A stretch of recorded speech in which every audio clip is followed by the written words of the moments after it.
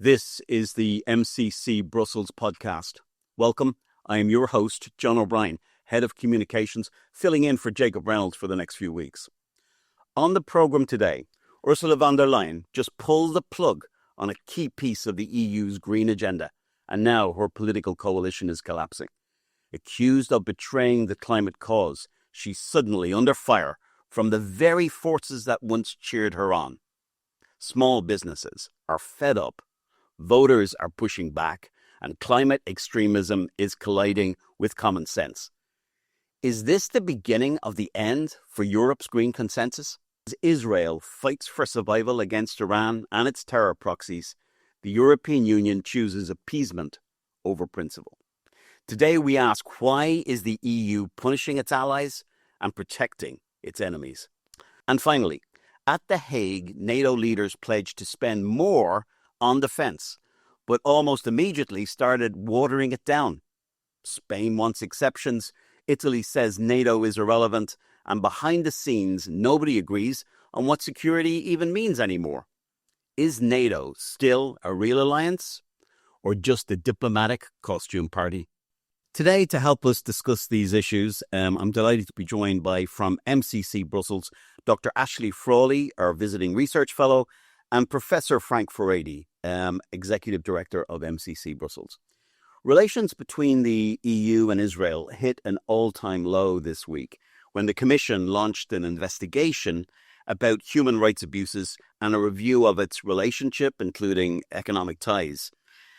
Why does the EU, Ashley, appear more eager to investigate Israel, a democracy responding to terrorism, than it does to sanction Iran, a theocracy actively building a bomb?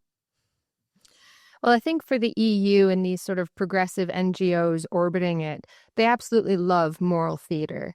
And for them, this is the ideal site to perform values, human rights, decolonization. So Israel represents the West, capitalism, colonialism. Doesn't take a genius to see the anti-Semitic undertones there. But Iran and Hamas, by contrast,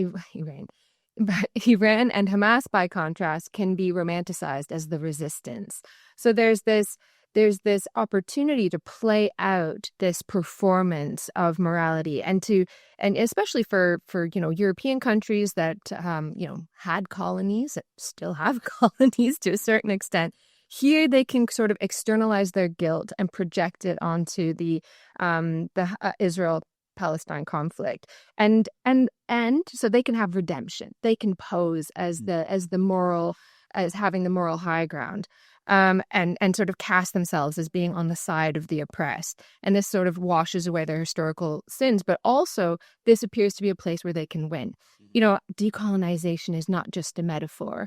So here it's not just a metaphor. It's not just about papers. It's not just about thoughts and prayers. Now we can win a decolonization struggle. So it's a projection onto this conflict, which has, very, very deep historical roots. It's quite famously one of the most complicated conflicts, but it becomes this sort of place where you can have a morality play, and we can the rest of the world can project all those struggles that they can't win at home onto this conflict on the other side of the world. Frank, how do you see this passive-aggressive relationship that the EU seems to be taking out on Israel?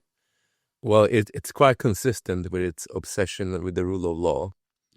It looks to the rule of law as a compensatory mechanism because it lacks legitimacy to have authority in its own right. And it continually tries to depoliticize the problem it faces by hiding behind the law book.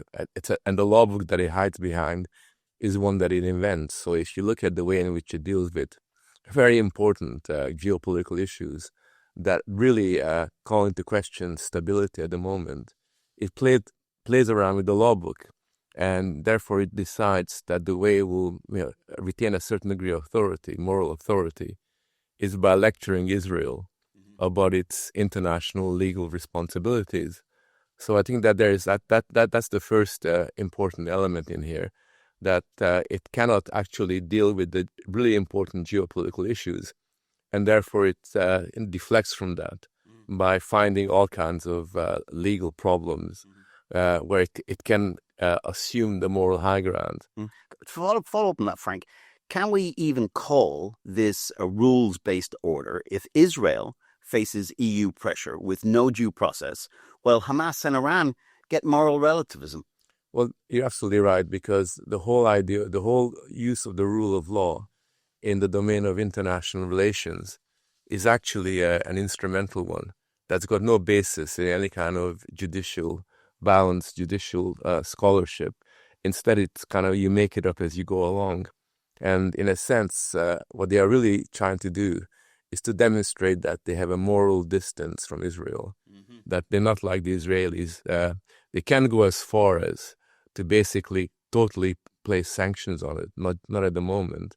But therefore, what they are trying to do is to place a moral sanction on it by continually suggesting that somehow what the Israelis are doing is inferior, morally inferior to what needs to be done.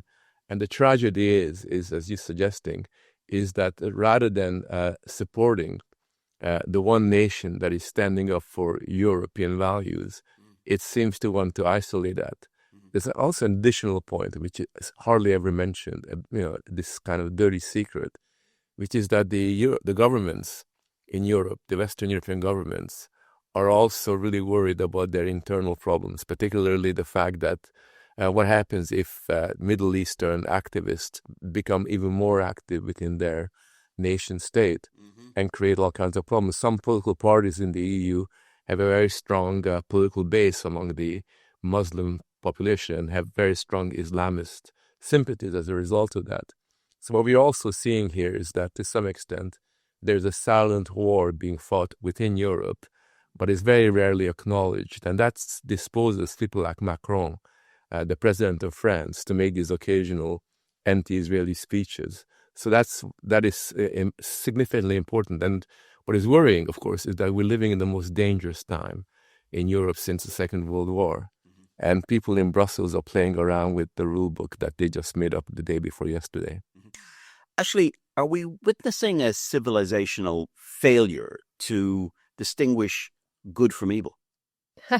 It's been really funny watching this play out, where, for all this talk of like democracy and rule of law and all these sorts of things, and then to just fail to adequately condemn the atrocities of a terrorist organization, to fail to adequately support the only, however imperfect, one of the strongest examples of democracy in the region is, and on top of that, after spending 10 years, elites spending 10 years utterly canceling out of existence anyone who ever stood next to someone who once said something vaguely problematic.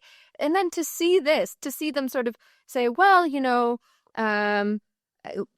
for elites to say, well, Hamas is they're sort of, what were they supposed to do? This, and you sort of say, they literally said they were going to kill all the Jews, that is their goal. Oh, they've changed. It's water under the bridge. This incredible sort of forgiveness that they would give to this terrorist organization, and to see people in the streets sort of supporting Hamas. It's just, everyone has lost their moral compass. They were condemning people for even vaguely accidentally saying something, and then to forget about it when it comes to the Jews. Utterly disgusting. For both of you, do you believe the EU's treatment of Israel reflects a deeper institutional anti-Israel bias, or is it a symptom of a broader moral and strategic rot in Brussels? Well, I think in the first instance, we have to realize that at a time when there is a geopolitical crisis, Brussels becomes aware of its own impotence. It's aware of its own impotence in a number of other domains, particularly in the economic domain.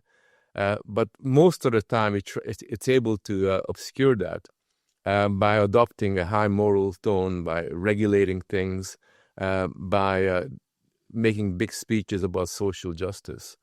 But now, that kind of strategy doesn't really work. And it seems to me that what you have here is a situation where, from the point of view of Brussels, Israel is a problem. And Israel is a problem because Israel stands for values that are antithetical to theirs. Israel's system of morality is far more civilization-based, tradition-based. It's far less woke than is the one in the European Union. And there's a kind of gradual emotional detachment. I mean, the complete lack of empathy for between Israel and for Israel in this domain. There's a very interesting concept that a sociologist called Arlie Hochschild has developed called an empathy wall. And what an empathy wall really refers to, the fact that there is a wall between two parties, in this case between European Union and Israel. And that empathy wall is so powerful in relation to Israel that there is, it's not simply a double standard towards Israel. It's almost like you have a triple standard, where literally any problems that Israel faces, any sufferings that it faces, the threat to its very existence is judged by the EU according to different criteria than it would do to any other nations. And I think that comes out periodically in a very strong way. I thought Macron's speech recently was quite significant on this, because what Macron was essentially saying is that, I don't care about Israel. Israel is a problem rather than Iran. I thought that was very, very significant. And that attitude, I think, is deeply entrenched in the bureaucracy in the Brussels bubble. Moving on to our next item today, socialists and liberals are hopping mad this week that the EPP sided with the political right in pulling greenwashing legislation and could now block the legislation going forward. By killing the Green Claims Directive, did von der Leyen finally acknowledge that the EU's climate agenda is politically and economically unstable? Frank? Well, in one sense, she obviously did, but that was like an open secret. For some time now, it's been very, very clear that the Green Agenda is kind of based on a fantasy document that was concocted within the Brussels bubble.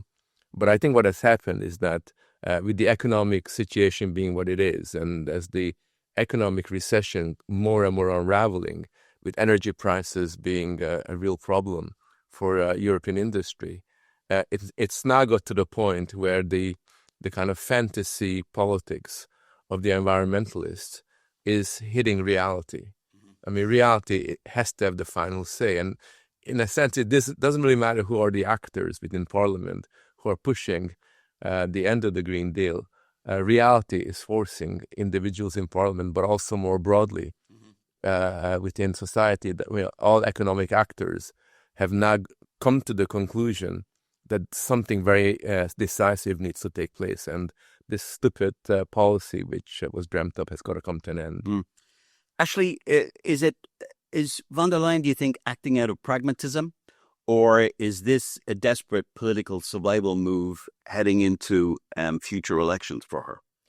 Yeah, I suppose I would just echo what Frank has said. This is reality. This is, they can talk this big talk and think that they can solve all these deep problems in society by just writing the right rules and making sure that people do the right thing. But what they've actually done is they've offloaded responsibility for the things that go wrong in the economy, all sorts of issues onto everyday people.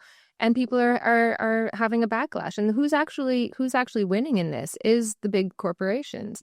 They're benefiting from regulatory capture. They're saying regulate, and let our small competitors be damned. I think this is a great point, because we saw it played out with the farmers.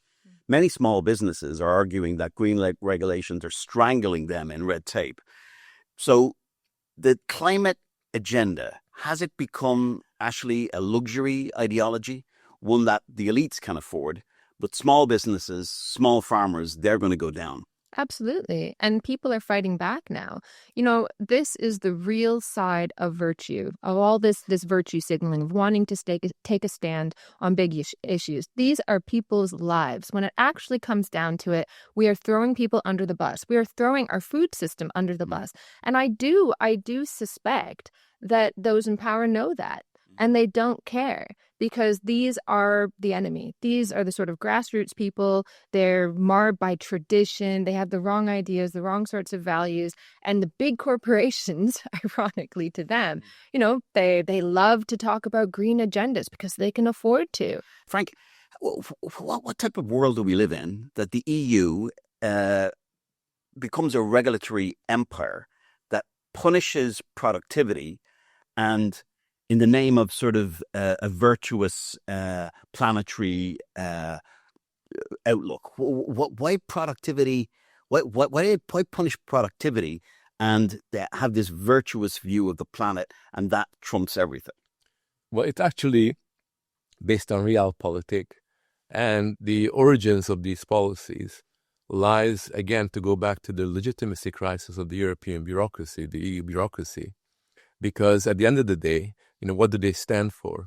What gives them any kind of authority? And they looked around, and one of the most important planks that they chose was green politics and environmentalism, because they believed that being the nice people, the environmentally friendly people, the people that was in the forefront of global environmentalism, the EU could kind of come across as this incredibly virtuous, incredibly morally sort of lofty sort of institution. And at a certain point, that ideological commitment, banking on environmentalism, acquired a hard reality and a dynamic of its own, because the people that inhabit the institution of the European Union are often activists who actually believe in their own lives, and they do believe in this fantasy world that they've kind of created. And I think they never actually said, we're going to lower productivity, but they weren't particularly worried about lowering productivity, because if you believe in what they call sustainable development, then what that really means, as long as you sustain, a kind of static sort of economic sort of world, then everything is all right. So they're not interested in raising living standards. In fact, they use terms like, those people want cheap food. Isn't that really horrible? Those people don't understand that the environment it demands that we make sacrifices. So, from their point of view, this was a logical step forward. And now we are seeing the fact that people are, as Ashley was saying, kicking back very, very forcefully. Ashley, we are not a flat earther. And we do care about the environment. But what does the backlash tell us about where public opinion in Europe is heading with regards to climate policy? Is public opinion telling us that people are fed up and don't want climate alarmism?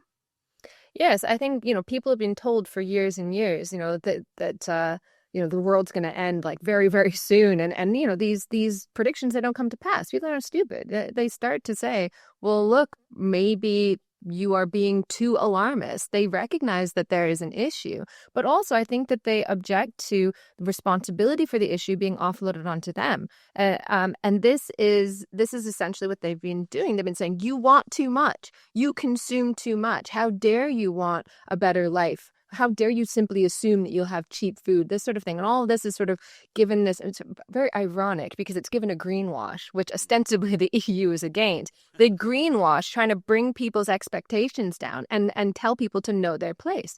But they look and they see progress. They know it's possible and it's being kept from them. And that's no amount of greenwashing will stop that. Frank, what chance do we have of pulling out of this nosedive on green issues when for years now, children in schools have been indoctrinated with a green Greta Thunberg extremist agenda? Well, it's going to be a very big struggle. There's no doubt about it. But it's a struggle that can be won because until now, a lot of people have been quiet. They've been scared to express their views and their sentiments. And as you know, as Simon and Garfunkel said, silence like a cancer grows. And that's what happened in relation to environmentalism. People just kept things to themselves. And they were scared to basically say that actually, I would like a better life. I would like to have a better car. I would like to have nice clothes. And now what's happened is that because of the changes politically in Europe, more and more people are opening their mouth. And, if your neighbor says that at the end of the day, when I get up in the morning, I'm not worried about the end of the world, then other people in the neighborhood will also echo the same sentiments. So I think that what you now have is a situation where people are finding their voice in relation to climate alarmism. They're kind of kicking back because of that. And therefore the ideology, which has always been based on a very thin gruel of concocted stories, that I think can be challenged. But I think you're right to suggest that with the younger generations being continually indoctrinated by environmentalism, we are going to have a very major fight on our hands. But it's a fight that I'm fairly sure we can win. Our last topic today, NATO's allies have reached a deal on setting a new defense spending target. So a 5% defense target sounds impressive. But what does it mean, actually, when member states like Spain immediately seek opt-outs? Can NATO survive this kind of performative consensus? Yeah, it just shows that international organizations, supranational organizations, are not serious actors. And when they think that they can, it's just part of this sort of bureaucratic ethos. They think that by setting targets, by writing rules, they can solve problems, solve conflicts. They don't understand the underlying values. They don't understand the underlying systems that lead, countries to engage in war or to opt out of military spending. They just think, I said so, there, it should happen. And of course, everybody tries to evade the rules, and they just think, oh, well, they're just bad people or bad actors. And they don't understand that there are forces that cause people to evade these kinds of rules. And it just, what I find the most striking thing recently is that we are not living in a time of statesmen.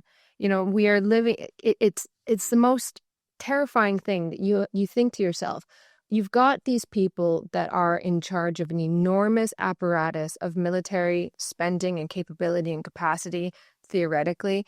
And there are people who know how to do branding. They know how to sell a policy as being innocuous. They know how to write rules. They know how to create bureaucracies. They don't know how to do strategy. They don't know how to do tactics. They don't understand things in a deeper historical sense. Can you imagine if we had this situation in the 1930s, when at least there was something like a statesman that could stand up, at least there was something like movements that could stand up against evil. Now what do we have? Trump said the other day in this viral clip, these people don't know what they're doing. They've been fighting for so long, they don't even know why. And it was the sentiment, it's this sort of common sense that you get when you look at conflict. I think we're being ruled over by idiots, by bureaucrats who think that if I just make people, hit a target, all will be well. Doesn't work like that. We need deeper thought about conflict. Italy's defense minister, Frank, said that NATO and the EU have no reason to exist today. Is this just frustration, or is it a candid admission that institutions that existed for years are now no longer fit for purpose? Well, NATO has been more or less a Potemkin organization since the end of the Cold War. And it's always tried to find a reason for existence. And the war in the Ukraine gave it a bit of a boost for a short period of time. Everybody could kind of come across as valiant warriors for peace and democracy. But at the end of the day, there is very little that kind of holds NATO together. What we have today is a situation where America and Europe are slightly drifting apart. Europe is really worried about the fact that it lacks the muscle, the security mechanism to defend itself. It's therefore making all these noises about increasing defense spending. But the real problem, and this relates to what Ashley is getting at, is that it doesn't matter how many percent you increase defense spending by. At the end of the day, what matters is, have you got people that want to fight for you?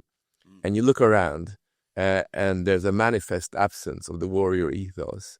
You look around, there is no sense of commitment to a more military kind of culture. I mean, Germany is a very good example of that, which is, in one sense, the most powerful country in Europe.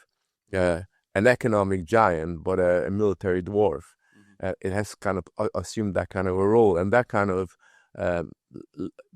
attitude is really, really strong. The only place where you have a willingness to fight are the countries that feel directly threatened, like the Baltic states or Finland.